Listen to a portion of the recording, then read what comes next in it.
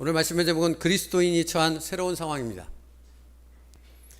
바울은 에베소서 2장에서 하나님의 은혜로 구원받았다고 말합니다. 7절과 8절에서 이는 그리스도 예수 안에서 우리에게 자비하심으로써 그 은혜의 지극히 풍성함을 오는 여러 세대에 나타내려 하심이라 하고 말씀하신 후에요, 너희는 그 은혜에 의하여 믿음으로 말미암아 구원을 받았으니 이것은 너희에게서 난 것이 아니요 하나님의 선물이라 말하고 있습니다. 구원은 하나님의 은혜입니다. 우리는 은혜로 구원받은 사람들입니다. 그런데 많은 한국교회 성도들이 하나님의 은혜로 구원받았다 하는 이 말씀을 오해하는 일들이 발생했습니다. 은혜로 구원받았다 하는 것을 아무것도 하지 않아도 된다, 그냥 무기력하게 끌려가듯이 신앙생활을 하면 된다라고 해석하는 경우들이 많았다 하는 것입니다. 여기서 은혜로 구원받았다 하는 것을 지나치게 수동적인 의미로 받아들임을 통해 그리스도인으로서 자신이 삶 가운데 감당해야 할 일들을 약화시키거나 전혀 행하지 않는 그런 삶이 되어졌다 하는 것입니다. 예를 들면 이런 것입니다. 은혜라는 단어를 잘못 이해하면 그리스도인들이 죄에 대해서 관대해지는 것입니다. 죄와의 싸움에서 나약해진다고요. 죄를 끝없이 허용하면서도 그것을 은혜라는 말로 덮어버립니다. 괜찮아 하는 의미를 갖게 되는 잘못된 사용의 은혜가 되는 것입니다. 날마다 죄를 물먹듯 마시는 삶을 살아왔습니다 라고 대표 기도를 하면서도 예배당을 나서는 순간 똑같이 물먹듯 죄를 짓는 그런 삶으로 돌아가 버린다 하는 것입니다. 그런데 은혜라고 얘기합니다. 은혜 받았다 얘기하고 은혜롭게 산다 고백하는 것입니다. 여러분, 말씀에 대한 들음이, 말씀이 들려지는 것이요 성장을 멈춰버렸습니다. 하나님의 뜻에 순종하는 것 역시 당연히 성장을 멈춰버릴 수밖에 없겠지요. 그런데 은혜라 얘기합니다. 여러분, 기도는 이렇게 고정되어 있는 것이 아닙니다. 이 커브로 친다면 항상 이 모양 이대로 이렇게 고정되어 있지 않다고요. 기도는 성장하는 것입니다. 자라나는 것입니다. 그런데 기도의 성장이 멈춰졌고 늘 그 모양 그대로인데도 그것을 은혜라 얼버무려 버린다 하는 것입니다. 여러분, 그리스도인이 죄와 싸우지 않고 말씀과 기도의 성숙이 이루어지지 않는다면 그는 죽은 자라고 성경은 말한다는 것입니다. 죽었다라고 얘기한다고요. 요한계시록 3장 1절 말씀에요, 내가 내 행위를 아노니 내가 살았다 하는 이름은 가졌으나 죽은 자로다. 왜 죽은 자라고 얘기하는 것입니까? 성장이 멈춰버렸으니까요. 죄와 싸우지 않으니까요. 늘 그대로의 그 모습으로 있는데 그냥 은혜라는 말로 포장해서 괜찮겠거니, 이대로 되면 언젠가는 천국에 가겠거니, 이렇게 생각하는 그런 모습으로 되어져 있기 때문에 그렇습니다. 예배를 드리나 그 예배가 하나님이 받지 않으십니다. 찬양이 죽어버렸습니다. 아무런 감격도 예배의 기쁨도 없어져 버렸는데 은혜라 얘기한다는 것입니다. 내가 너희의 절기를 미워하여 멸시하며 너희 성회들을 기뻐하지 아니하나니 너희가 내게 번제나 소제를 드릴지라도 내가 받지 아니할 것이요 너희 살진 희생의 화목제도 내가 돌아보지 아니하리라. 내 노랫소리를 내 앞에서 그칠지어다. 내 비파소리도 내가 듣지 아니하리라. 오직 공법을 물같이 정의를 하수같이 흘릴지로다. 하나님은 이렇게 얘기하시는데 이스라엘 백성은 끊임없이 피해 제사를 드리면서 나는 모든 것을 다 했다라고 얘기한다라는 것입니다. 여러분, 이것이 은혜일 수 있을까요? 이것이 괜찮은 것일 수 있겠습니까? 말씀과 기도가 없으면 당연히 순종도 나타날 수 없는 것입니다. 성도는 말씀과 기도의 성장이 없어버리면 그 사람은 생명의 말씀이 끊어져 버린 것이고 영적인 호흡이 멈춰져 버린 것입니다. 그런데 괜찮겠느냐 하는 것입니다. 여러분, 요한계시록 3장 1절 말씀은 예수님께서 소아시아 7개 교회 중에 사대교회를 향해서 하신 책망의 말씀입니다.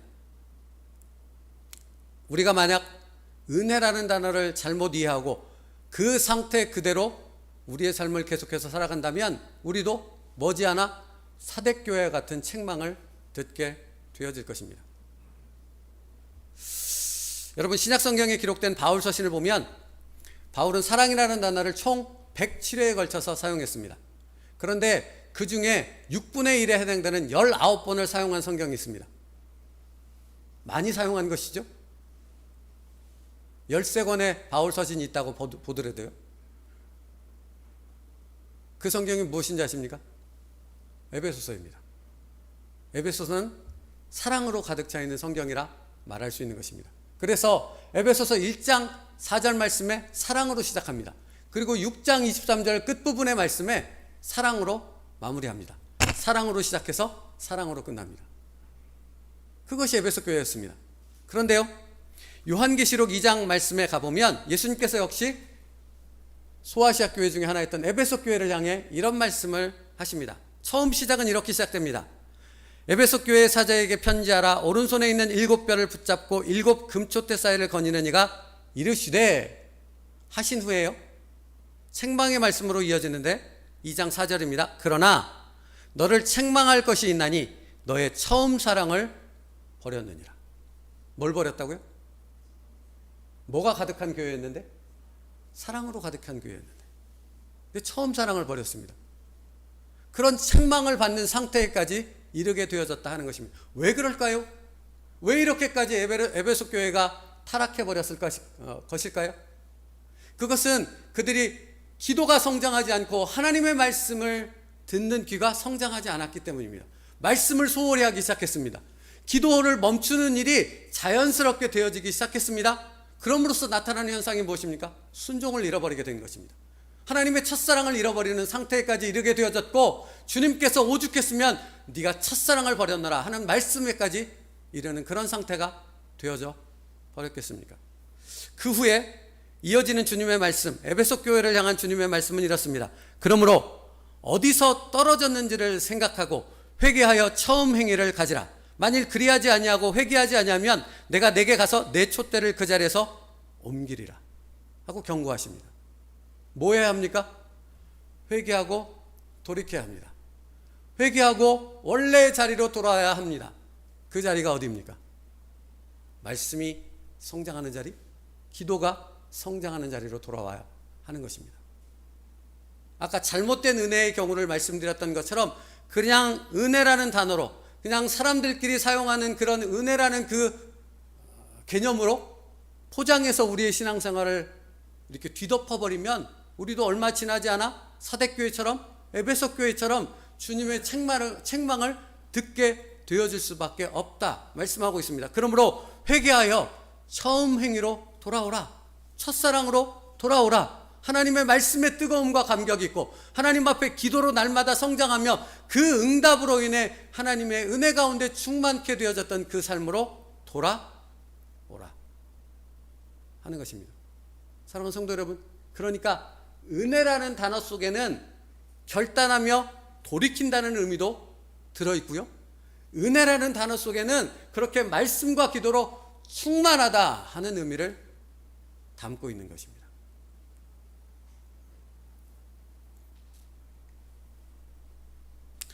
우리가 은혜라는 단어를 수동적인 의미로 받아들임으로 우리가 감당해야 될 삶의 역할들을 잊어버리게 되어지면 여러분, 우리의 삶 속에서 일어나는 영적 싸움에서 날마다 패할 수밖에 없습니다. 그럴 수밖에요. 준비가 안 돼 있는데. 여러분, 싸움을 하는데 뒷짐지고 있으면 어떻게 되겠습니까? 뭐 대단한 고수라면 이렇게도 피하기도 하겠지만 여러분, 보통 일반 사람과 사람의 싸움이라고 봤을 때 뒷짐지고 있으면 맞는 겁니다. 지는 겁니다. 패하는 겁니다. 준비가 안 돼 있으면. 은혜는 사실은 이렇게 팽팽한 긴장감 가운데 깨어있음을 의미하는 것입니다. 열처녀의 비유를 기억하십니까? 지혜로운 5처녀는 기름을 준비하고 깨어 있었습니다. 준비되어 있었다고요. 그런데 미련한 다섯 처녀는 어땠습니까? 준비하지 않았습니다. 전혀 준비하지 않았다라는 것을 얘기하고 있습니다. 은혜라는 단어 속에는 무엇이 담겨 있습니까? 깨어 있고 그 팽팽한 긴장감 속에 준비하며 하나님을 바라보고 있다는 것을 의미하는 것입니다.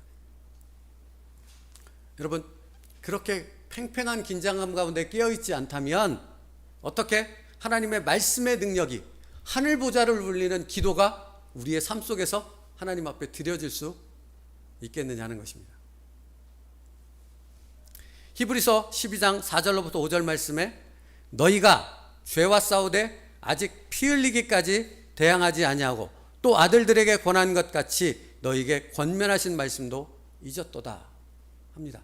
우리가 은혜 가운데 있다면 우리는 죄와 피 흘리기까지 싸운다라고 말씀하고 있습니다. 우리가 깨어있고 하나님의 말씀 앞에 무장되어 있는, 그래서 기도 가운데 성장하고 있는 사람이라면 우리는 피 흘리기까지 싸우며 늘 말씀 안에서 그 말씀의 능력으로 살아가는 사람이 되어진다 하고 성경은 말하고 있습니다.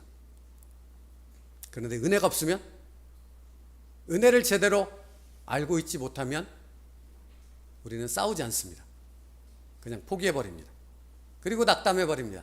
그리고 어려움이 찾아오면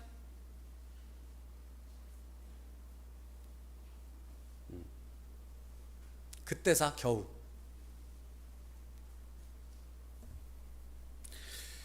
그러므로 성도 여러분, 은혜는 우리를 수동적인 모습과 나태함으로 이끄는 것이 아닙니다. 우리를 적극적이며 아주 능동적이며 팽팽한 긴장 가운데로 우리를 이끌어갑니다. 피곤하다는 말이 아니고요, 팽팽한 긴장감 가운데 깨어서 어떤 일에도 준비되어진 사람, 말하자면 기도원의 300용사 같은 사람. 전쟁터에 나가는데 횃불과 항아리와 나팔만 들고 나가라고 해도 그것에 아멘하며 순종할 수 있는, 그렇게 깨어있고 준비되어 있는 사람, 그게 바로 은혜로 충만한 사람이라 하는 것입니다.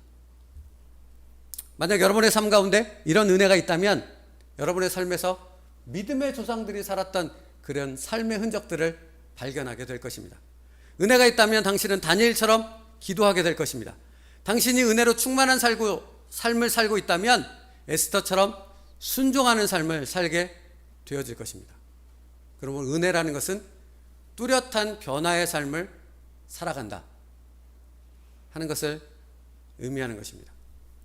여러분, 성경에서 말씀하는 은혜의 의미는, 에베소서 오늘 본문 말씀에서 은혜라는 부분을 말씀하시면서 그 은혜에 담겨있는 의미가 무엇인가를 설명하는데, 은혜는 우리의 영적인 무장을 해제하는 것이 아니라 우리가 영적으로 중무장하는 것이다 라고 말씀하고 있는 것입니다.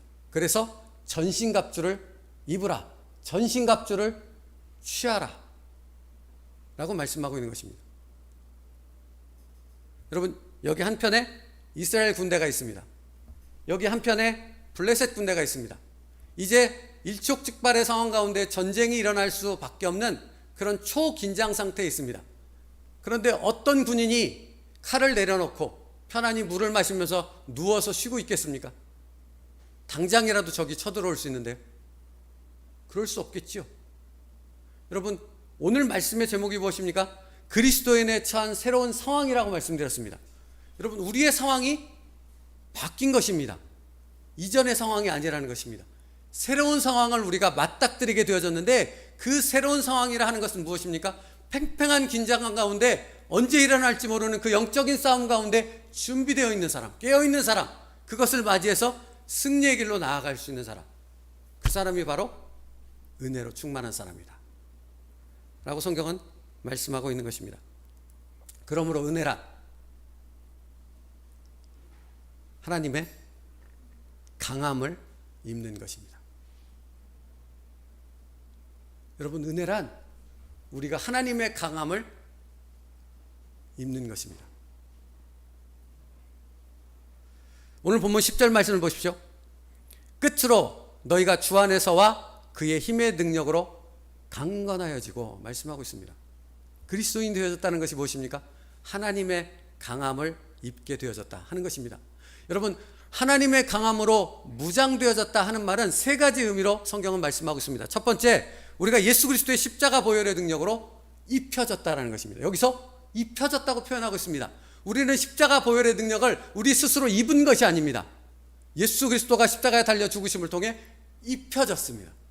근데 그 입혀진 십자가 보혈의 능력은 어떠한 것도 물리칠 수 있는 하나님의 강한 능력이 되어진다 말씀하는 것이죠. 두 번째, 우리가 하나님의 강함으로 무장한다는 것은 우리의 영이 성령의 능력으로 충만케 되어진다 하는 것을 의미합니다. 우리는 성령의 능력으로 싸워 이길 수 있습니다. 그런데 여러분 아십니까? 성령 충만함을 구하며 그 성령으로 입혀지기 위한 은혜로운 그런 모습이 되어지지 않는다면 우리는 성령 충만함으로 살 수 없는 것입니다. 그래서 날마다 성경은 우리에게 말씀하지요. 성령 충만함을 구하라 하는 것입니다. 세 번째, 하나님의 강함으로 무장한다는 것은 우리의 삶이 말씀과 기도 가운데 성장함을 통해 그 강력함으로 무장되어지는 것을 의미하는 것입니다. 여러분, 말씀과 기도가 없는데 순종할 수 있겠습니까? 말씀과 기도가 없이는 순종이라는 길에 이를 수 없습니다. 아무리 여러분이 의지적으로 무언가를 하려고 노력해도 그것은 아까 말씀드렸던 것처럼 겉으로만 그런 것이 되어지지 진정 우리의 영과 육이 하나님 앞에 온전한 순종으로 나아가는 그 하나님이 기뻐하시는 믿음의 순종으로는 이르지 못하는 것입니다. 말씀과 기도가 있어야지 온전한 순종에 이를 수 있습니다. 이처럼 하나님의 강함으로 무장할 때 우리는 순종의 삶에 이를 수 있습니다. 그렇다면 여러분, 이런 질문을 한번 던져보고 싶은데요. 우리는 왜 강해야 하는 것일까요? 우리는 왜 무장해야 되는 것일까요? 어느 면에서 보면 이제 좀 편안한 삶을 살 때도 되어졌고 여유 있는 삶을 살 때도 되어졌는데 우리는 왜 무장해야 되고 전신갑주를 입어 중무장해야 하는 것입니까? 그 부분에 대해서 오늘 성경은 이렇게 우리에게 답을 주고 있습니다. 에베소서 4장 17절부터 24절까지의 말씀입니다. 한번 찾아서 같이 읽겠습니다.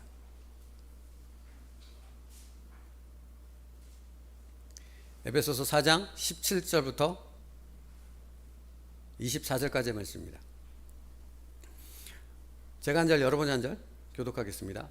에베소서 4장 17절부터 24절입니다. 그러므로 내가 이것을 말하며 주 안에서 증언하노니 이제부터 너희는 이방인이 그 마음에 허망한 것으로 행함같이 행하지 말라.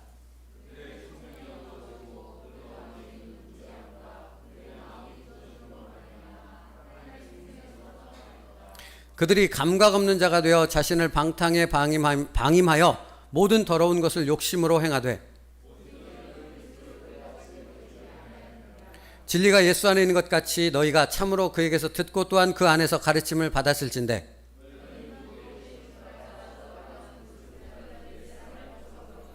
오직 너희의 심령이 새롭게 되어 하나님을 따라 의와 진리와 거룩함으로 지으심을 받은 새 사람을 입으라. 아멘.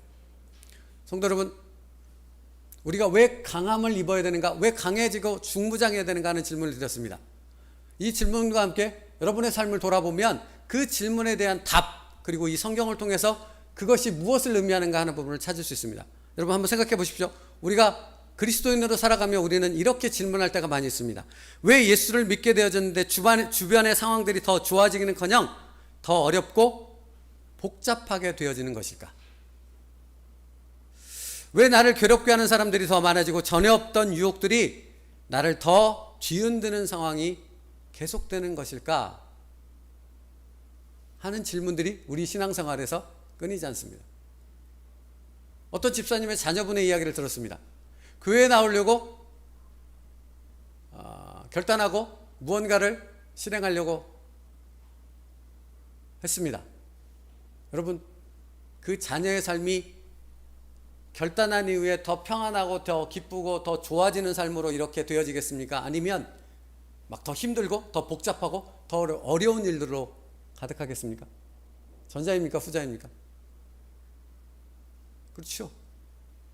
왜 그런 것입니까? 왜 그런 일들이 벌어질 수밖에 없는 것일까요?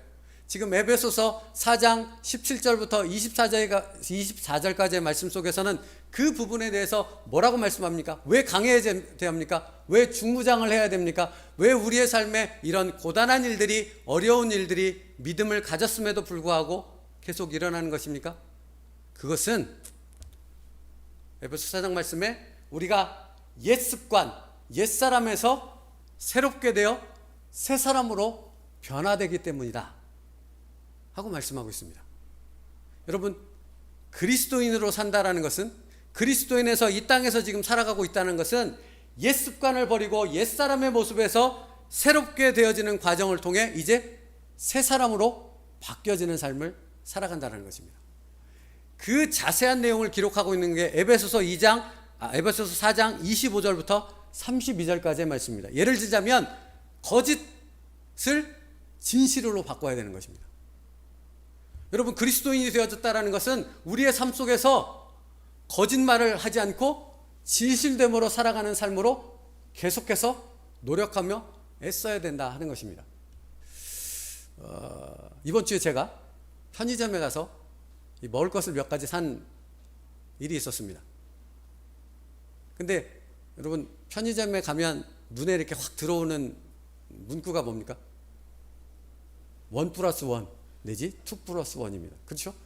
동일한 거면 좀 더 싼 걸 사기 원하기 때문에 그쪽 문구가 되고 그것이 붙어 있는 상품에 더 이렇게 눈이 가지 않습니까?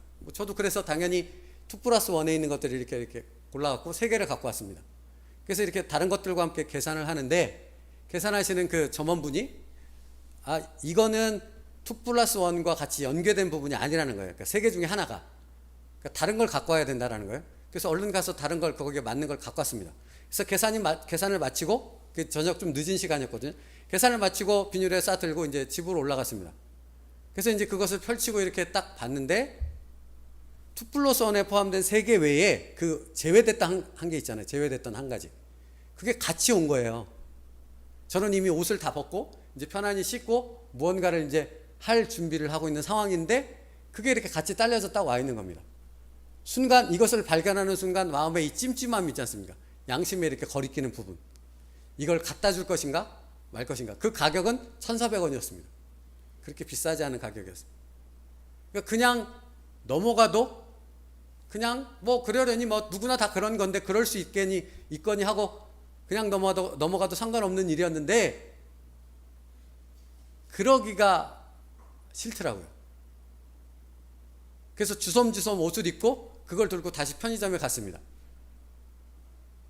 그랬더니 계산된 거라고. 그래서 다시 갖고 집으로 돌아왔어요. 돌아오면서 제 마음이 얼마나 투덜대고 있겠습니까? 그런데 그래도 마음은 편했습니다. 마음은 좋았다고요. 비록 피곤하게 내려가서 거기 가서 다시 확인하고 갖고 오는 그런 수고로운 과정을 겪었지만 제 마음은 편했습니다. 왜 그렇습니까? 우리가 그리스도인이기 때문에 그런 것 아니겠습니까? 그런 것들을 감수하고 그렇게 살려고 애를 쓰는 것은 우리가 거짓이 아닌 진실 가운데 살아가려고 애쓰는 우리의 마음의 양심의 중심이 있기 때문에 그런 것입니다. 여러분, 이처럼 우리의 삶이 때로는 고단하고 힘들고 굳이 하지 않아도 될 일들로 인하여 피곤한 삶을 살아갈 수밖에 없는 이유는 우리가 옛 습관, 옛 사람의 모습에서 변화되어져서 새 사람으로 바뀌어지는 그런 삶의 과정을 밟고 있기 때문에 그렇습니다. 그런데 그런 삶을 살아갈 때 우리가 기억해야 될 것이 무엇인가? 우리가 하나님의 은혜 가운데 살아간다 하는 사실을 기억해야 한다는 것입니다. 하나님의 은혜가 있을 때 그 옛사람에서 옛 습관에서 변화되어져 새 사람으로 바뀌어질 수 있는 것입니다. 은혜 가운데 있을 때요. 은혜가 없으면 우리가 새 사람으로 바뀌어질 수 없는 것입니다.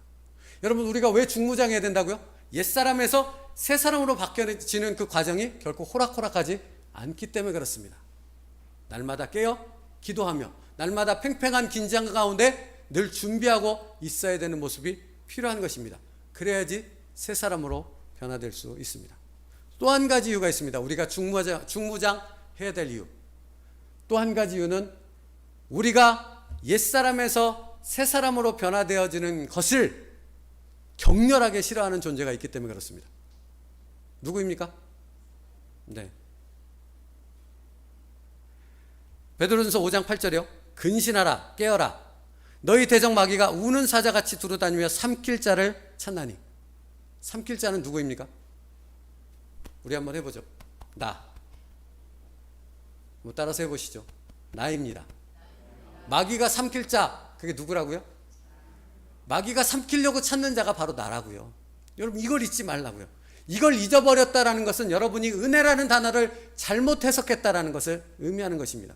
은혜는 팽팽한 긴장감과 깨어있음과 준비되어 있음을 포함하고 있다니까요. 마귀가 그렇게 우는 사자처럼 삼킬 자를, 삼킬 나를 찾고 있다면 우리가 깨어서 준비하고 대적하지 않으면 그 마귀로부터 승리할 수 없는 것입니다. 그걸 이길 수 있는 것이 무엇입니까? 하나님의 강함입니다. 그것을 뭐라고요? 은혜라고요. 은혜.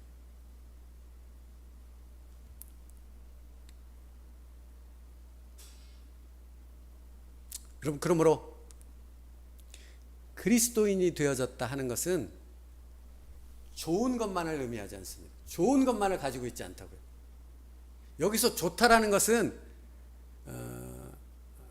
세상적인 관점에서 좀 편한 부분을 얘기하는 것도 있습니다. 말하자면 이런 것입니다. 예를 하나 들어볼게요. 저녁에 자기가 먹고 싶은 것 실컷 먹습니다. 필요하면 폭식을 마다하지 않습니다.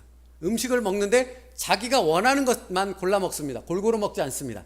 그렇게 계속해서 삶을 살아갑니다. 그러면서 마음속에 생각하기를 나는 살 안 찔 거야? 나는 건강할 거야? 나는 건강하게 오래 살 거야? 라고 생각한다면 이 사람은 어떤 사람입니까? 어리석고 미련한 사람 아닙니까? 그렇죠? 그렇죠? 건강하려면 음식을 조절해야 합니다. 운동도 해야 됩니다. 규칙적인 삶을 살아야 됩니다. 맞지 않습니까? 하나님이 만드신 질서가 그런데. 그렇게 하지 않으면서 그렇게 되어지길 바란다는 것처럼 어리석은 사람이 없다는 것입니다. 그런데 우리가 그리스도인이 되어졌다, 은혜를 받으며 삶을 살아간다 하는 부분에 대한 생각도 동일한 부분에 이를 수 있다는 것입니다. 좋은 것만을 바라봅니다. 형통하고 축복되고 평안하고 이런 부분만을 생각합니다. 그런데 성경은 그렇지 않다고 얘기합니다. 너희가 정말로 건강한 그리스도인이 되어졌다는 것은, 은혜로운 삶을 살고 있다는 것은 너희들이 기뻐하고 좋아하는 것 이외에 너희들이 정말로 힘들어하는 고난과 역경과 여러 가지 과정들을 넘어야 되는 그 훈련의 시간들이 같이 여기 있다라는 것입니다. 이것이 같이 있다라는 것입니다. 이것이 은혜라는 것입니다. 이런 과정을 통해 너희가 옛사람의 모습에서 새사람으로 바뀌어진다 하고 말씀하고 있는 것이고요. 이 옛사람에서 새사람으로 바뀌어지는 것을 끊임없이 방해하는 그 존재가 사단마귀라는 것입니다. 그것을 알고 은혜 가운데서 중무장하여져서 그것을 대적하여 싸우라 하고 말씀하고 있습니다. 그래서 오늘 본문 말씀을 보십시오. 오늘 본문 말씀에 보면 11절, 마귀의 관계를 능히 대적하기 위하여 하나님의 전신갑주를 입으라 합니다. 마귀는, 성도 여러분, 마귀는 뻔히 눈에 보이는 그 하급의 수를 가지고 우리에게 도전해 오겠습니까? 아니면 우리가 헷갈려하는 굉장히 고도의 방법을 가지고, 그 고도의 술수를 가지고 우리를 유혹해서 도전해 오겠습니까? 1번입니까? 2번입니까? 그렇죠. 마귀는 바보가 아니라니까요. 우리보다 능력도 뛰어나고 우리보다 더 똑똑합니다. 그러니 당연히 간계한 괴계를 통해서 우리의 삶을 무너뜨리고 우리가 은혜롭게 살아가는 그것을 무너뜨리려고 우리의 약점을 치고 들어올 수밖에 없습니다. 또 한 가지, 여러분, 마귀는 분기에 한 번씩, 반년에 한 번씩 도전하며 유혹합니까? 그럴까요? 아니요. 매 순간, 우리의 삶을 살아가는 그 순간순간마다, 매일 출근하는 그 직장에서, 매일같이 함께 살아가는 그 가정에서, 매일같이 하나님 앞에 기도하는 그 순간에 마귀는 끊임없이 도전한다고요. 무엇을 무너뜨리려고? 우리의 은혜를 무너뜨리려고. 하나님 안에 옛사람이 변하여 새사람이 되어지는 그 과정을 무너뜨리려고, 거기에 절망하며 좌포자게 하게 하려고요.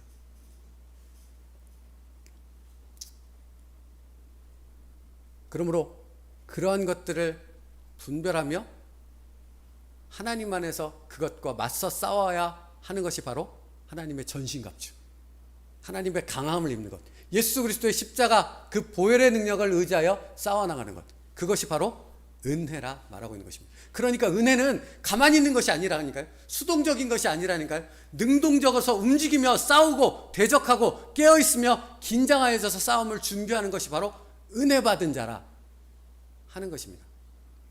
여러분이 은혜라는 단어를 은혜 받았습니다 하는 말을 그렇게 사용하고 계십니까? 사랑하는 성도 여러분, 사도 바울이 바로 그런 부분을 자신의 서신 가운데 고백하고 있습니다. 여러 군데에서요. 그 중에 하나 빌립보서 4장 말씀에 내가 궁핍함으로 말하는 것이 아니니라 어떠한 형편에든지 나는 자족하기를 배웠노니 나는 비천에 처할 줄도 알고 풍부에 처할 줄도 알아 모든 일 곧 배부름과 배고픔과 풍부와 궁핍에도 처할 줄 아는 일체의 비결을 배웠노라 합니다. 뭐라고 사도 바울이 얘기합니까? 난 좋은 일만 있었어. 풍요롭고 즐겁고 행복한 일만 있었어. 그렇게 얘기하는 것입니까? 아니죠. 자족을 배웠다 합니다. 일체의 비결을 배웠다 합니다. 그 말 속에는 나는 좋은 일도 있었지만 내가 정말 싫어하고 힘들고 어렵게 여겼던 일들이 너무나 많았어. 태장에 맞고 돌에 맞았고 선교하는 그 과정 가운데 수많은 역경들이 파도가 태풍이 방해 사단마귀에 대적하는 일들이 수없이 많았어. 그런데 그 일체의 비결을 나는 배웠어. 그게 뭐라고요? 은혜라고요. 그래서 그 은혜를 가진 사람은 이렇게 고백하는 것입니다. 여러분 다 아는 말씀이죠. 이 다음 말씀에 사도 바울이 뭐라고 얘기합니까? 빌립보서 4장에 내게 능력 주시는 자 안에서 내가 모든 것을 할 수 있느니라. 은혜 가운데 충만한 사람이 고백할 수 있는 능력의 고백입니다. 은혜가 없으면 이렇게 고백할 수 없다고요. 은혜가 없으면 감히 이렇게 얘기할 수 없다고, 이런 삶을 살아갈 수 없다고요. 그러나 사도 바울은 내게 능력 주시는 자 안에서 내가 모든 것을 할 수 있느니라 하는 삶을 살아갔습니다. 왜? 편안하고 좋은 것뿐만 아니라 힘들고 어려운 그 모든 과정 가운데 일체의 것을 훈련하며 배우는 시간, 은혜의 시간이 그에게 있었기 때문에 그렇다는 것입니다. 그래서 그 다음에 사도 바울이 빌립보 교인들에게 하는 말이 이렇습니다. 그러나 너희가 내 괴로움에 함께 참여하였으니 잘하였다 라고 얘기합니다. 무슨 얘기입니까? 사도 바울만의 삶이 그러한 것이 아니라 얘기하는 것입니다. 빌립보 교회, 아니 초대교회 모든 성도들의 삶이 바로 그런 은혜 가운데 살아가는 삶이었다. 때로는 풍족함에, 때로는 궁핍함에, 때로는 좋은 것에, 때로는 너무나 힘든 그 과정 가운데 그들이 은혜 가운데 충만케 되어지는 그런 삶을 통해 하나님의 강함으로 예수 그리스도의 십자가 능력으로 덧입혀지는 그런 전신갑주를 입은 사람의 삶, 성도의 삶을 살게 되어졌다 하고 고백하는 것입니다. 여러분, 하나님의 전신갑주, 은혜를 입었다는 말이 바로 그것입니다. 제 앞에 한 100여 명의 사람이 절반은 총을 들고 절반은 활을 들고 저를 향해서 이렇게 쏘려고 준비하고 있다고 해보죠. 제가 타잔 펜스 하나 입고 나무칼 하나 차고 이렇게 옆구리에 딱 차고 한번 쏴봐. 그럼 어떻게 되겠습니까? 여러분, 우리의 영적인 삶이 때로는 그렇다니까요. 내가 나 자신을 보지 못합니다. 은혜 받았어. 은혜가 있어. 이렇게 잘못되는 그것을 사용함을 통해 마치 괜찮은 것처럼, 마치 무언가 있는 것처럼, 마치 무언가 대단한 것을 가진 것처럼, 이룬 것처럼 생각하지만 사실은 그렇지 않다는 것입니다. 전신갑주로 입지 않으면. 보십시오. 우리의 씨름은 혈과 육을 상대하는 것이 아니요 통치자들과 권세자들과 이 어둠의 세상 주관자들과 하늘에 있는 악한 영들을 상대함이라. 그러므로 하나님의 전신갑주를 취하라. 이는 악한 날에 너희가 능히 대적하고 모든 일을 행한 후에 서기 위함이라 말씀하고 있습니다. 하나님의 강함으로, 하나님의 은혜로 덧입혀져서 그 충만한 은혜 가운데 전신갑주를 입는 그런 삶이 되어지지 못한다면 우리는 절대 이 영적인 싸움에서 매일 매순간 벌어지는 이 싸움에서 이길 수 없다라는 것입니다. 여러분, 오늘 말씀의 제목이 새로운 상황이 바뀌었다 하는 부분을 얘기합니다. 옛 습관, 옛 사람으로 살아가던 그 상황이 이제 바뀌었습니다. 우리의 상황은 무엇입니까? 새롭게 되어 예수 그리스도의 성품으로 빚어지는 새로운 삶을 살아가고 있는 것입니다. 전혀 상황이 다릅니다. 그러므로 예전에는 무장하지 않아도, 긴장에 팽팽한 긴장감 가운데 깨어있지 않아도, 준비하지 않아도 아무 상관없었습니다. 왜냐하면 사단마귀가 건드리지 않으니까요. 그냥 그대로 있으면 되니까요. 그런데 지금은 그렇지 않습니다. 전혀 상황이 바뀌었습니다. 한순간이라도 깨어있지 않으면, 한순간이라도 말씀 안에서 무장하며 전신갑주를 입어 은혜 아래 준비되지 않으면 우리는 쓰러지고 넘어지고 깊은 수렁 가운데 빠질 수밖에 없다라는 것입니다. 이걸 놓치면 안 됩니다.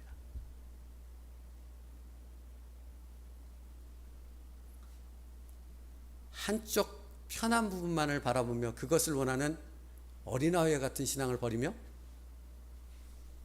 하나님 안에서 모든 것을 일체의 비결을 배울 수 있게 되어지는 그런 건강한 성장한 신앙인 되어지길 축복합니다. 그게 은혜 아래 담겨있는 말씀의 의미입니다. 성경에 보면 그런 삶을 살았던 한 인물을 소개하고 있습니다. 요한복음 21장인데요. 사도 베드로입니다. 부활하신 예수님께서 베드로에게 나오셔서 내 양을 먹이라 하는 말씀을 하시죠. 그 세 번째 하신 말씀이 뭐냐면 예수께서 이르시되 내 양을 먹이라 하신 후에 그 다음에 하시는 말씀이 뭔지 여러분 혹시 기억하십니까? 우리에게 굉장히 중요한 말씀을 여기에 기록하고 있습니다. 들어보십시오. 내가 진실로 진실로 내게 이르노니 내가 젊어서는 스스로 띠뛰고 원하는 것으로 다녔거니와 늙어서는 내 팔을 벌리리니 남이 내게 띠띠우고 원하지 아니하는 곳으로 데려가리라. 여러분 이 말씀 헷갈리십니까? 주님이 친절하게도 그 다음에 이 말씀을 해석하는 말씀을 기록하고 있습니다. 이 말씀을 하심은 베드로가 어떠한 죽음으로 하나님께 영광을 돌릴 것을 가리키심이라라. 이 말씀을 하시고 베드로에게 이르되 나를 따르라 하시니. 여러분 베드로가 말씀을 전하며 교회를 이끌다가 순교하죠. 어떻게 죽습니까? 십자가에 거꾸로 매달려 죽습니다. 주님은 이것을 말씀하셨던 것입니다. 사랑하는 성도 여러분, 옛 습관, 옛 사람의 모습으로 살아갈 때는 내 뜻대로 살아갔습니다. 내가 원하는 것을 추구하며 살아갔습니다. 내가 감정적으로 허락하는 것들을 하며 그것을 즐기며 살아가는데 전혀 문제가 없었습니다. 그런데 우리는 더 이상 옛 사람이 아니라고요. 옛 습관에 젖어들어서 살아가야 될 사람이 아니라고요. 사단마귀는 끊임없이 우리를 옛 사람으로, 옛 습관에 젖어 있는 사람으로 몰고 갑니다. 너는 이랬어? 지금도 이래. 앞으로도 이럴 것이야 라고 얘기하지만 예수 그리스도의 살아계신 하나님의 말씀은 어떻습니까? 그렇지 않다라는 것입니다. 너희는 더 이상 여기에 속하지 않았어. 새롭게 됨을 통해 예수 그리스도의 십자가를 통해 새 사람이 되어졌어. 이제 전혀 새로운 상황 가운데 너희는 너희의 뜻이 아닌, 너희의 생각이 아닌, 너희의 계획이 아닌 하나님의 생각, 하나님의 뜻, 하나님의 인도하심을 따라 살아가게 되는 것이야 하고 말씀하는 것입니다. 그게 누구의 삶입니까? 나의 삶입니다. 은혜로 구원받은 성도의 삶이 바로 그것이라고 오늘 말씀하고 있습니다. 여러분, 그것이 바로 은혜입니다. 그것이 바로 은혜로 충만한 사람입니다. 그러므로 이 은혜로 살아가는 사람은 어떤 사람입니까? 사도 바울의 이야기처럼 예수의 흔적을 가진 사람입니다. 이 사람이 어떤 사람입니까? 나를 빚어 창조하신 하나님의 형상을 가진 사람이 바로 나입니다. 그러므로 여러분 은혜 아래 산다면 여러분의 삶 가운데 예수의 흔적을 발견하게 되는 것입니다. 내가 새 사람으로 살아간다면 내가 하나님의 형상대로 빚어졌다는 하나님의 성품이 내 삶 속에서 나타나는 것을 깨닫고 발견하며 그 놀라운 은혜의 감격 가운데 살아가는 삶이 되어진다는 것입니다. 그가 바로 은혜의 삶을 살아가는 사람입니다. 여러분, 우리가 그렇게 은혜로 살아갈 때 우리를 삼키려고 덤볐던 마귀는 7길로 쫓겨갈 줄 믿습니다. 우리가 그 은혜 아래 거하려고 하나님의 말씀과 기도 가운데 끊임없는 성장 가운데로 나아가게 되어졌을 때 우리의 힘으로 할 수 없는 것을 하나님의 은혜로, 하나님의 강함으로, 하나님의 전신갑주를 입은 그 능력으로 하게 되어질 줄로 믿습니다. 사랑하는 성도 여러분, 우리가 가진 힘이 그것입니다. 그러므로 그 힘으로 살아가는 사람, 그 힘으로 넘지 못할 것을 넘어가는 사람, 그가 바로 은혜로 살아가는, 은혜로 충만한 그리스도인인 줄로 믿습니다. 여러분의 삶이 그렇게 되어지길 주님의 이름으로 축복합니다. 여러분, 그래서 열처녀의 비유가 굉장히 중요한 것입니다. 똑같이 신랑을 맞을 준비를 하고 있었지 않습니까? 그렇죠? 열처녀 모두.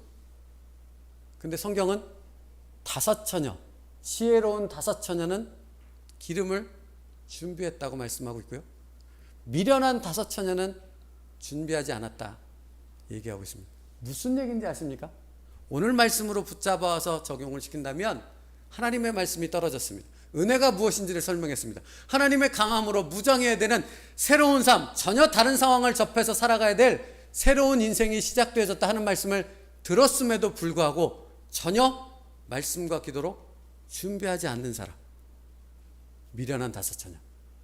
그 말씀을 들었기에 그 말씀을 붙잡고 우리의 삶 가운데 지속적인 말씀의 충만함과 성장하는 기도의 능력으로 준비하며 살아가는 삶, 지혜로운 5처녀인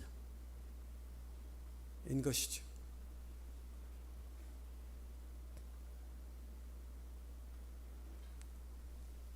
그러므로 하나님의 전신갑주를 입어 하나님의 강함으로 은혜의 삶을 살아갈 수 있는 여러분 되어지길 축복합니다. 오늘서부터요.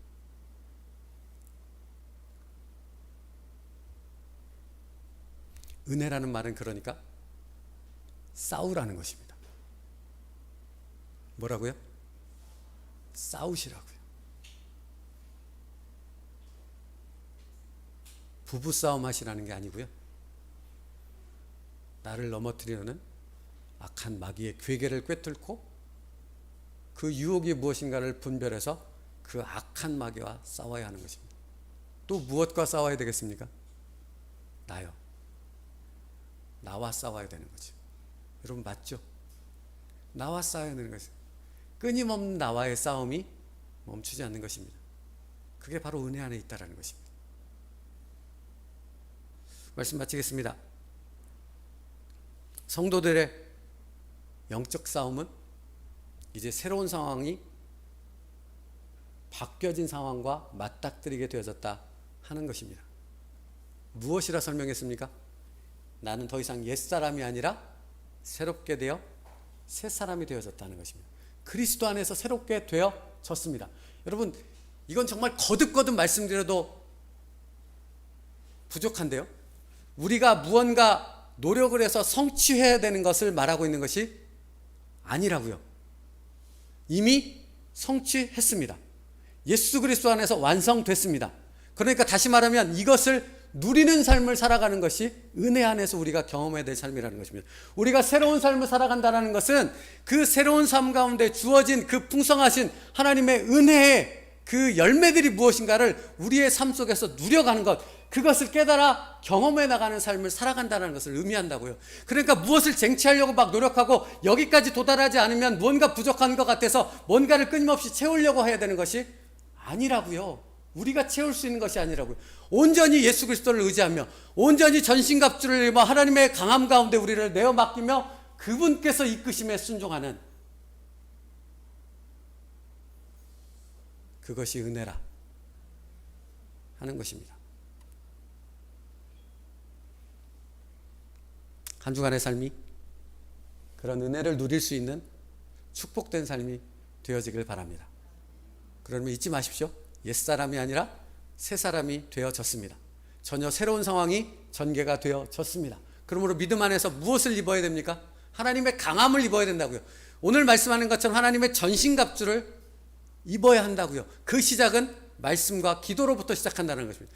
말씀에 듣는 귀가 열려야 되고, 기도하는 기도의 것이 성장해 나가게 되어졌을 때 하나님의 전신갑주를 입기 시작하며 그것이 깨달아지며 하나씩 덧입혀짐을 통해 사단 마귀가 우리를 도전하지 못할 강한 자로 덧입혀지게 되어지는 것입니다. 그 승리가, 그 승리의 찬양이 우리의 삶 가운데 하나님 앞에 올려질 수 있는 이번 한 주간 되어지길 주님의 이름으로 축복합니다. 중보기도 하겠습니다. 여러분의 가정에 그 승리의 찬양이 올려질 수 있도록, 그동안 해결되지 못했던 부분들이 바뀌어질 수 있는 그 은혜의 역사가 은혜 아래에서 이루어질 수 있도록 중보기도 하겠습니다. 그 기쁨의 은혜가 경험되어지거들랑 저한테 카톡으로 좀 보내주십시오. 함께 즐거워하게 기도하겠습니다. 살아계신 하나님, 우리는 은혜 아래 살아가는 사람들입니다. 그 말씀이 의미하는 바가 무엇인지를 깨달아 알게 하여 주옵소서. 하나님의 강함을 입고 하나님의 전신갑주를 입고 예수 그리스도의 십자가 보혈의 능력으로 새로운 삶을 살아가는 하나님의 사람들 되었음을 잊지 않게 하셔서 더 이상 죄에 끌려가는 사람이 아니라 사단 마귀의 괴계와 사단 마귀의 유혹에 아무런 힘없이 무기력하게 넘어지는 사람이 아니라 그것과 끝까지 싸워갈 수 있는 하나님의 능력을 입은 사람으로서 성령의 인도하심을 따라 싸워 승리할 수 있게 하여 주옵시고, 그 승리의 찬양을 우리의 삶 속에서 하나님 앞에 올려드릴 수 있는 진정한 은혜로 충만하게 살아갈 수 있는 하나님의 자녀들 되게 하여 주옵소서. 이번 한 주간의 삶이 그렇게 될 줄로 믿사오니 말씀과 기도 가운데 깨어져서 점점 성장할 수 있는, 하나님의 뜻을 깊이 알아갈 수 있는 믿음의 사람, 성숙한 그리스도인들 될 수 있도록 축복하여 주시옵소서. 예수님의 이름으로 기도 올리옵나이다.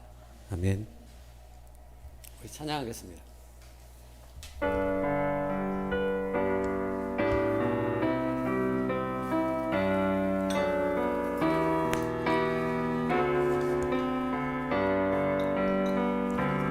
나 주를 멀리 떠났다 이제 옵니다. 나 죄의 길에 시달려 주여 옵니다. 나 이제 왔으니 내 집을 찾아 주여 나를 받으사 맞아 주소서. 그 귀한 세월 보내고 이제 옵니다. 나 뉘우치는 눈물로 주여 옵니다. 나 이제 왔으니 내 집을 찾아 주여 나를 받으사 맞아 주소서.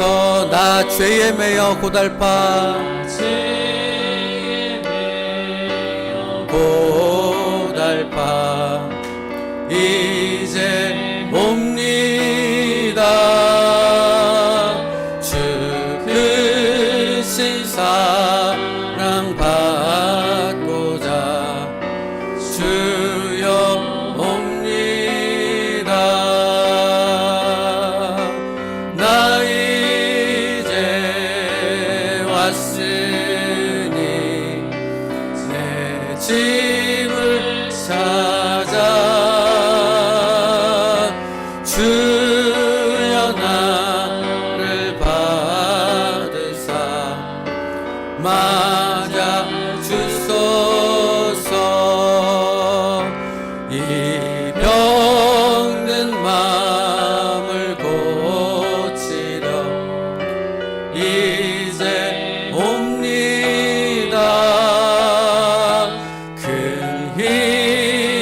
소망 바라고 주여 옵니다. 나 이제 왔으니 내 집을 찾아 주여 나를 받으사 맞아 주소서. 나 바랄 것이 무언가 우리 주 예수 날 위해 죽임 당하심 믿고 옵니다. 나 이제 왔으니 내 집을 찾아 주여 나를 받으사 맞아 주소서. 나 이제 왔으니 내 집을 찾아 주여 나를 받으사 맞아 주소서. 사랑하는 성도 여러분, 우리가 지금 찬양 드렸던 가사의 내용 가운데 반복되어지는 표현이 뭔지 아십니까? 이제 옵니다입니다. 주여 옵니다입니다. 왜 온다라고 표현했는지 아십니까? 앞에 가사를 보면 내가 주를 떠났다고 고백합니다. 내가 탕자처럼 하나님이 주신 축복을 가지고 허랑방탕하며 내 마음대로 새 사람의 삶을 살아야 되는데 옛사람의 모습으로 살았던 그런 시간들이 있었다고 고백합니다. 그래서 병들었습니다. 그래서 지쳤습니다. 그래서 세상 가운데 좌절을 느끼며 절망 가운데 자포자기하는 삶 가운데 처해 있는 그런 인생이었습니다.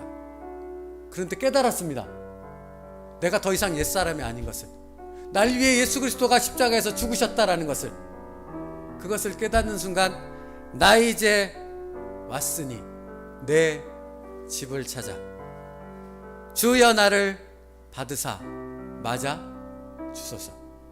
사랑하는 성도 여러분, 은혜 아래 있다라는 것을, 내가 은혜 아래 있다라는 것을 무엇으로 확인할 수 있습니까? 내 현재 상태가 어떠한가를 깨닫게 되어졌을 때 그때 내가 돌아갈 집이 있다라는 것을 고백하며 그 집으로 주님 내가 왔습니다. 내가 이제 왔습니다. 주님 나를 맞아 주시옵소서. 주님 나를 치료하시고 회복시키시고 다시 고쳐 주시옵소서 라고 고백하는 그 자리로 나아간다라는 것입니다. 그게 은혜 아래 있는 사람입니다. 여러분의 삶이 그 은혜 아래 있는 그 축복의 삶이 되어지길 축복합니다. 사랑하는 성도 여러분, 기도하길 원합니다. 주님, 은혜 아래 있어서 언제든지 주님의 집이 내 집이 되어지고 은혜의 보좌가 내가 있어야 될 자리이므로 그곳에 돌아갈 수 있음을 고백하며 그 자리로 나아갈 수 있는 제가 되게 하여 주시옵소서. 그렇게 기도함으로 하나님 앞에 나아가겠습니다. 함께 기도합니다. 살아계신 하나님 감사합니다.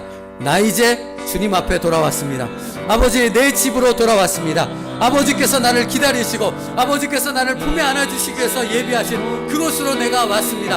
아버지, 더 이상 실패하고 좌절하고 죄 가운데 있었던 나의 연약하고 부족한 그 모습들을 하나님 앞에 내려놓게 하시고 나를 씻기시며 회복시키시며 품에 안아주시는 그 하나님 안에서 다시 그 은혜 안에 회복되어질 수 있는 하나님의 믿음의 사람들이 될 수 있도록 인도하여 주옵소서. 내가 주님 앞에 왔습니다. 내가 예수 그리스도의 이름으로 다시 하나님 앞에 나왔습니다. 아버지여, 나를 안아주시고 정말로 하나님의 품 안에서 거할 수 있는, 이제 더 이상 옛사람이 아니라 새사람으로 살아갈 수 있는 은혜 안에 거하는 하나님의 사람들 되어지게 하여 주옵소서. 내 삶이 그러한 삶이 되게 하여 주옵소서. 이 예배당에서 뿐만 아니라 내가 살아가는 한 주간에서 내 가정에서의 삶이, 직장에서의 삶이, 내가 다른 아버지 세상 사람들과 살아가는 그 삶의 모든 시간들이 아버지 때로는 악한 사단 마귀에 도전이 있는 그때일지라도 내가 하나님의 품 안에 있음을, 내가 은혜 안에 있음을, 내가 아버지 품 안에서 다시 하나님의 능력으로 전신갑주를 입은 하나님의 강함으로 덧입혀질 예수 그리스도의 사람임을 깨닫게 하여 주셔서 아버지 앞에서 힘을 낼 수 있고 아버지 앞에서 싸워갈 수 있게 하시고 아버지 앞에서 믿음의 기도와 말씀의 능력으로 다시 일어설 수 있는 하나님의 사람들이 되게 하여 주옵소서. 내가 주님 앞에 왔습니다. 내가 하나님 앞에 섰습니다. 아버지여 나를 붙잡아 주옵소서. 아버지여 성령으로 나를 인도하여 주시고 성령의 충만한 능력으로 내가 싸워 이길 수 있는 하나님의 사람이 되어졌음을 깨닫게 하시서 포기하며 낙담하는 자가 아니라 다시 예수 그리스도의 이름으로 싸워나갈 수 있는 하나님의 사람들이 되어지게 하여 주옵소서. 그런 한 주간의 삶이 되어지게 하여 주옵소서. 이전에 실패했던 것, 이전에 좌절했던 것, 이전에 아버지 앞에 했던 모든 것들을 내려놓고 이제 새로운 삶을 살아가는, 이제 새로운 삶의 시작을 선포하며 그 삶을 누려나갈 수 있는 은혜의 사람 되어지길 원합니다. 아버지 그 은혜가 내게 있음을 확인케 하시고 아버지 그 은혜의 능력으로서 다시금 우리의 삶을, 우리의 가정을 하나님의 축복으로 세워갈 수 있는 믿음의 아버지의 능력의 사람들이 될 수 있도록, 저희가 될 수 있도록 인도하여 주옵소서. 오늘 말씀하셨으니 그 말씀을 붙잡고 다시 도전하게 하여 주옵소서. 다시 시작하게 하여 주옵소서. 다시 그리스도의 이름으로 아버지 선포하며 싸워나갈 수 있는 하나님의 사람들이 되게 하여 주옵소서. 아버지 주님의 집에 왔으니 주님께서 책임지시는 놀라운 능력을 체험하는 저희가 될 수 있도록 인도하여 주시옵소서.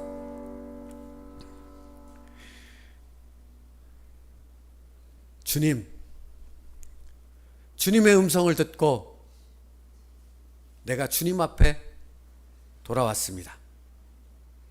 내가 주님의 품으로, 주님의 집으로 돌아왔습니다. 그러므로 이제 더 이상 이전의 옛사람과 옛습관의 삶으로 살아가는 자가 아니라 새로운 삶으로, 새 생명을 가진 자로서, 예수 그리스도의 능력을 가진 자로서 살아갈 수 있는 결단이 내게 있게 하여 주시옵소서.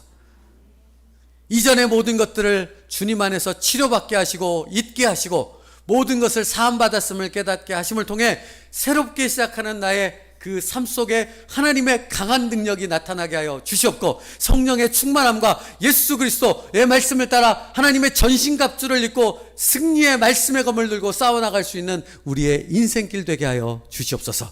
아버지, 이번 한 주간의 삶이 그렇게 되어질 줄 믿습니다. 그 믿음 안에서 주님을 찬양하며 기쁨으로 살아가게 하여 주시옵소서. 예수님의 이름으로 기도 올리옵나이다. 아멘. 지금은 우리 주 예수 그리스도의 은혜와 성부 하나님의 사랑하심과 성령님의 내주 교통하시는 은혜가 더 이상 패배자로, 더 이상 실패자로, 더 이상 죄인으로 옛사람으로서 살아가는 것이 아니라 이제 예수 그리스도의 보혈의 능력 안에서 새 사람 되어졌기에 이제 새 사람으로서 하나님께서 주시는 그 강함과 하나님께서 주시는 그 은혜와 하나님께서 누리게 하신 그 놀라운 축복을 누리며 살아가는 것을 믿기에 우리의 삶 가운데 결단하며 그 새 사람의 삶을 살기로 작정하는 여기 모인 하나님의 모든 백성들과 그 가정 가운데 지금으로부터 영원까지 함께 있을지어다. 아멘.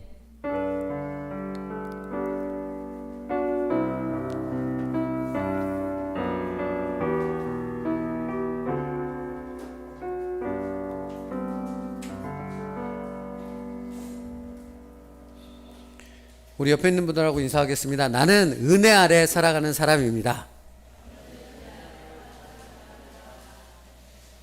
그 말은 우리가 승리하는 삶을 살아간다 하는 것입니다. 한 주간 승리하는 삶을 살아가는 여러분 되어지길 주님의 이름으로 축복합니다. 7대 코로나 방역 수칙 지켜주시고요. 1, 2, 3부 예배 있습니다. 줌 성경 공부가 계속되고 있습니다. 함께 참여해서 은혜를 나눌 수 있었으면 좋겠고요. 5인 이하의 목장 모임이 진행되고 있습니다. 또 이제 목장의 이름을 하나씩 정해가고 있죠. 여러분의 목장 이름이 무엇이라고 정해졌는지 관심을 가져주시고 이제 그 목장의 이름을 부르며 함께 교제할 수 있는 시간 되어졌으면 좋겠습니다. 새벽 예배 영상으로 송출하고 있습니다. 어제 송교사님의 보내주신 그 선교 보고와 그 다음에 영상을 올려드렸습니다. 송성사님의 말씀대로 코로나로 어렵고 힘들지만 팡나우 세운들교회가 하나님 안에서 성장하며 은혜의 공동체를 형성해가고 있다고 합니다. 사랑하는 성도 여러분, 사역자인 조셀로 전도사님을 위해서 계속해서 기도해 주시고, 우리 세움누리교회 이름으로 세워진 그 교회가 하나님이 기뻐 받으시는, 하나님이 칭찬하신 교회로 이렇게 잘 성장할 수 있도록 날마다 위해서 기도해 주셨으면 좋겠습니다. 그리고 우리 김주찬 선교사님하고 통화를 했는데요. 다행히도 이렇게 코로나 규제들이 조금씩 풀려져 가고 있다고 합니다. 그래서 사역의 길도 열리고 있고요. 여러 가지 하나님 안에서 이제 첫 걸음을 내디디며 사역의 길들을 시작하고 있다고 합니다. 근데 기도해 주셨으면 좋겠다는 부분이, 언어적인 부분이 계속 공부하고 있는데 쉽지 않답니다.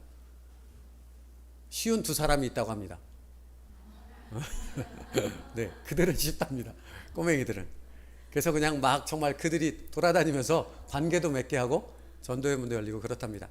여러분, 언어의 문이 하나님의 지혜 가운데 열려질 수 있도록 두 분을 위해서 기도해 주시고, 또 우리 하준이와 하경이 건강할 수 있도록, 그 아이들을 통해 하나님의 영광 받으실 수 있도록 계속해서 기도해 주셨으면 좋겠습니다.